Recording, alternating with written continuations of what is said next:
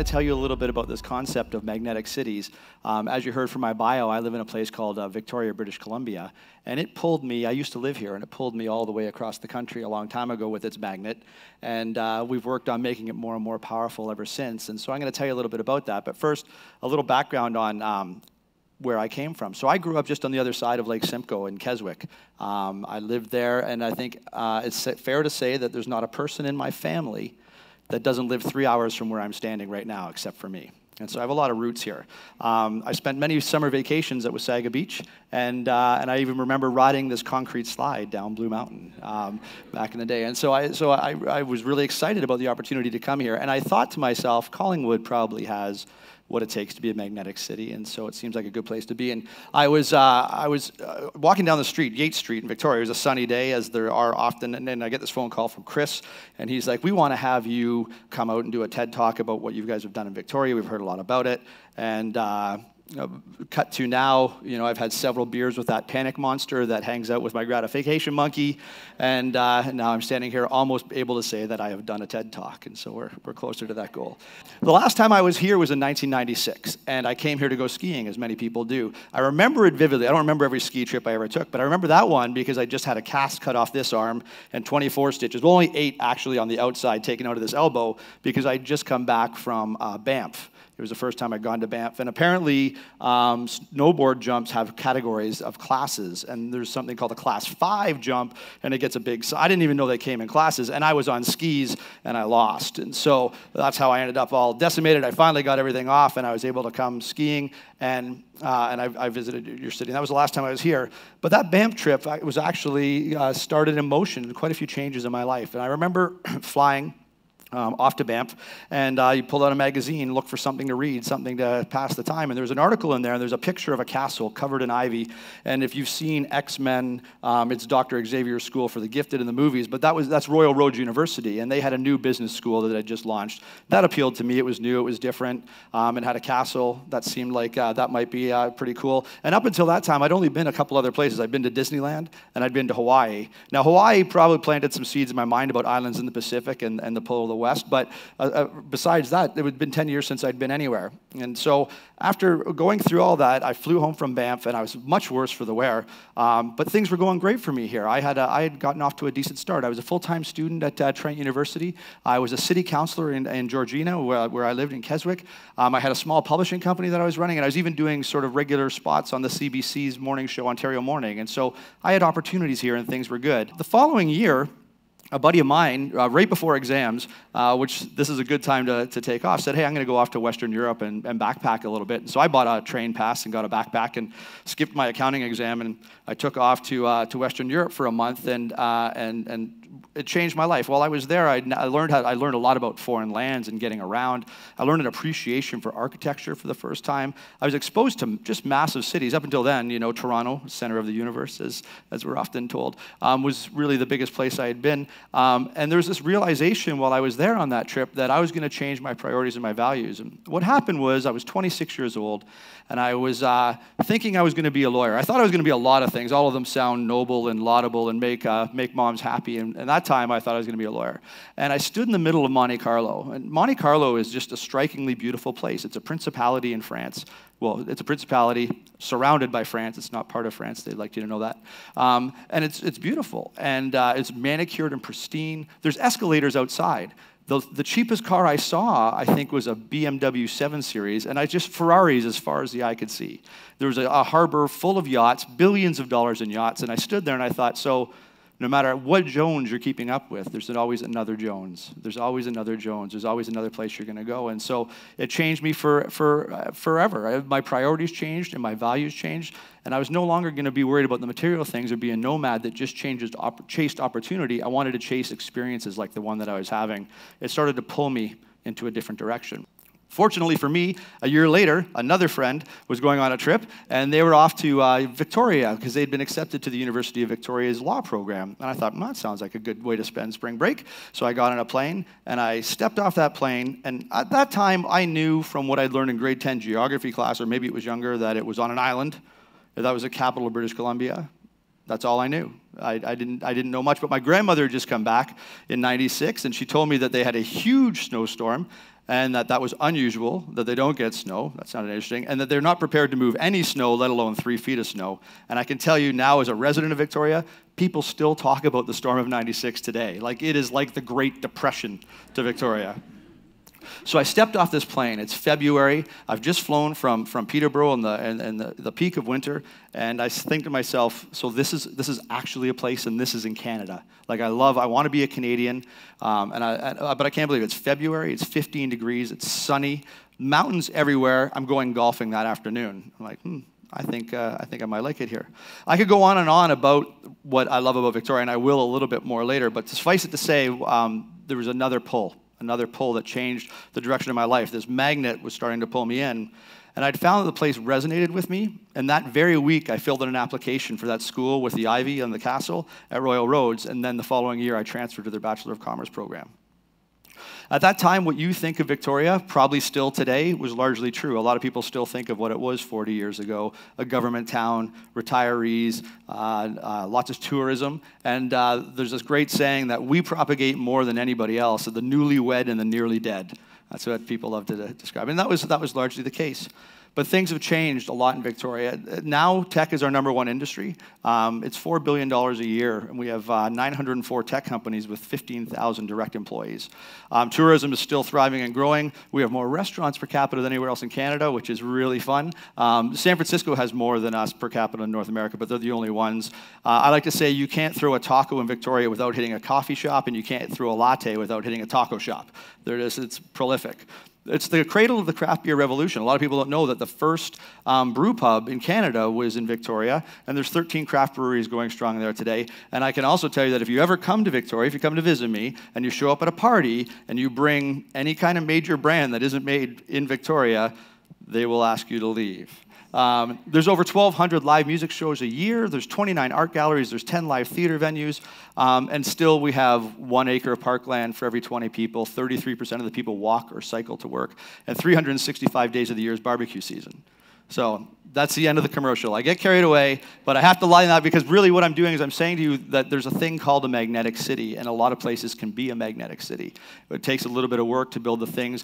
It's about combining quality of opportunity with quality of life and purpose. A place that pulls people based on shared values by offering superior quality of life and combining it with opportunity. Now, I'm not talking about the big megalopolises. Those places are so big, they have their own critical mass. They create gravity. So New York, San Francisco, Vancouver, Toronto, Hong Kong, London, the quality of life isn't nearly as important because there's just such a prolific amount of weight and opportunity that it naturally draws people to it. And what's important to know about those people that move there is they're looking at opportunity first. Opportunity is the primary consideration. If you have to overlook a long commute, if you have to overlook your sense of community or your outdoor recreation or safety, all for opportunity, you're willing to do that. And you know what? That makes a lot of sense. But as they say, times are changing. And what's happening is we have a new generation that's coming up that value a lot of different things more than just opportunity. Also, there's this concept of the creative index and the creative class. Richard Florida is a professor and a researcher at the University of Toronto at the Rotman School of Business in the Martin Institute for Prosperity, I think. I think I got all the titles right. But he became famous for the creative class concept and the creative index. And what the creative index does is has 3 T's of, and I hold up 4 fingers for a reason, 3 T's of economic development: technology, talent, and tolerance. And the 4th T that they've added is quality of place. So I guess the T in that one is the quality of place. So there's the 4 in the index values. Now, they value technology for obvious reasons. Tech innovation improves competition. It brings new ideas. It creates new products. It creates opportunity. It creates abundance. Talent is obvious because not only do they do the production of all those ideas and create things, but they're also the ones that have the ideas. So importing new people is the most important thing that you can do in your community. Tolerance is focused on, and this one is more on the other side of magnet. So those first 2, tech and talent, that's everywhere. That's every city. Now, tolerance and quality of place are where the magnet gets its second pole, right? So tolerance is openness, inclusion, and diversity. The creative class, and arguably millennials also, can be defined along 2 lines. They prize their individuality and ability for self-expression, and they value diversity and openness. And so it's really important that your community is a welcoming, open, friendly place and not an angry one.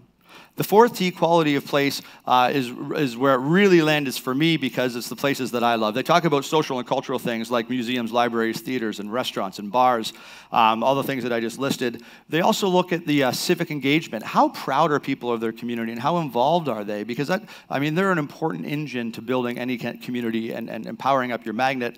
And one of the key indicators for this, if you're ever wondering how you're doing on the civic engagement side, is look at your federal voter turnout. That gives you an idea of how much people really are paying attention. And of course, housing and transportation, right? Population density, housing affordability, which has become very interesting in Canada in the last couple of years, and public transit. So those are the ones that the big brains and the researchers have come up with to create an index, and not surprisingly, Victoria does pretty well on that index. Now, you can't change the location of your place, and so I have a really important point, and this doesn't apply to Collingwood because it's beautiful here. But some places they don't have a beautiful surrounding, they don't have lots of natural elements. But any city that's looking to grow and expand and become a magnet city has to play to its strengths. So that's one thing.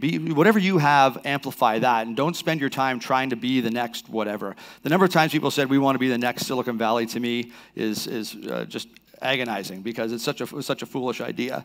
Also, engage the willing. So when you're trying to do this, some people won't like the idea. They'll I don't want to swear, they'll poo-poo on your idea because they have their own agendas. Whatever that is, engage the willing, find the people that think like you and work hard with them. And if you do those two things, you're already ahead of the game compared to most cities. So how do I define a magnetic city? Well, one, they have to be easy to get around, and so smaller population is better, right? So you have to have enough that there's opportunity, but less than 1 million people. Between that 100,000 and 1 million people is a real magic zone for magnetic cities. Natural beauty is really helpful if you have that. It's one of the only unique things about a place is what it looks like. Everything else can be replicated. Nearby education centers is really helpful because it brings you talent. And if you don't have a nearby education center, then find ways to attract more young talent because they bring ideas, they bring energy, they bring enthusiasm, and they end up creating jobs for themselves. And so that's vital. Strong connectivity and infrastructure. Look, you're probably going to build a tech industry if you build a magnetic city, and you're going to have them not worried about connectivity and infrastructure while they're trying to get that done. Because if that's an impairment, they're immediately going to have to find somewhere else. Of course, again, culture, beer, and food. There's a theme. I actually have beers with my Panic Monster on a regular basis, and so, and of course, if they're independent, diverse, and local, that's even better. And I tried Collingwood whiskey last night, and that is delicious. So, more of that. Of course, safety is important. Room to grow is nice. Economic stability is vital if you want to have entrepreneurs in your magnetic city.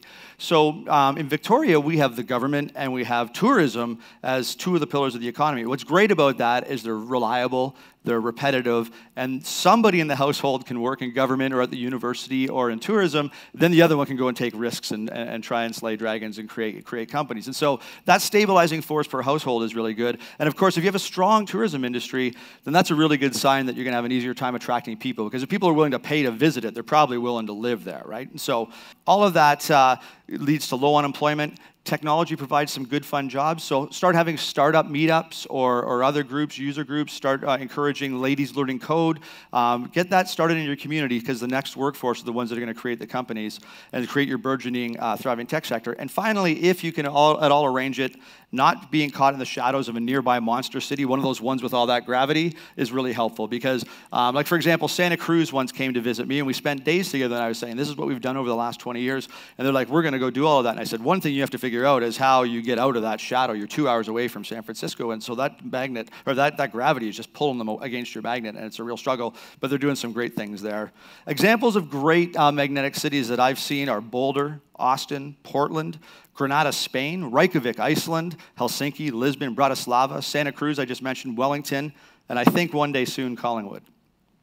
So the world is having an easier and easier time of doing research to learn about places. They're more and more choosing quality of life in combination with quality of opportunity. And there's a whole generation in creative class that are moving where the best place for them to be is. And the most desirable communities are the ones that are going to amplify and juice up their magnet to have those magnetic pull factors to pull them in. So if you love where you live, I urge you to put your shoulder to the wheel and start juicing up your magnet. There's roles that you can play. 20 years ago, by accident, Victoria pulled me in, and ever since, I've been dedicated to growing that tech sector. We were 500 million when I got there. We're 4 billion now. We have 904 companies. We have 15,000 great jobs. And that's all because of the magnetism of that city and the ability that it offered us to build and grow our economy. And somewhere out there, your future community contributors are bouncing around from airplanes, reading magazine articles, to bad ski jumps, just waiting for your magnet to pull them in. So thanks very much for having me. I really enjoyed it, and enjoy TED today.